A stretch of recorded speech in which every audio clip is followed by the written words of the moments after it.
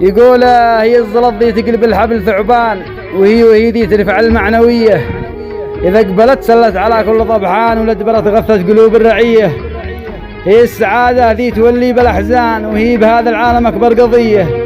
إنسان جيبه فل، وإنسان غلبان، وإنسان فوقه رزق يكفي قرية، وإنسان واحد يمتلك 1000 فدان، و2000 محرومين كرت الهوية.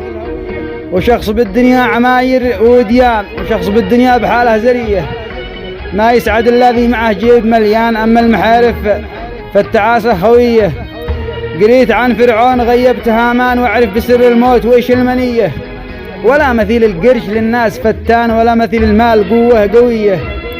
هي الزلط اللي تبدي الجاه والشان، وتجعل الجني بصورة رضية. هي ذي تفرق بين إنسان وإنسان، هي ذي تمايز بين ذيها وذيه.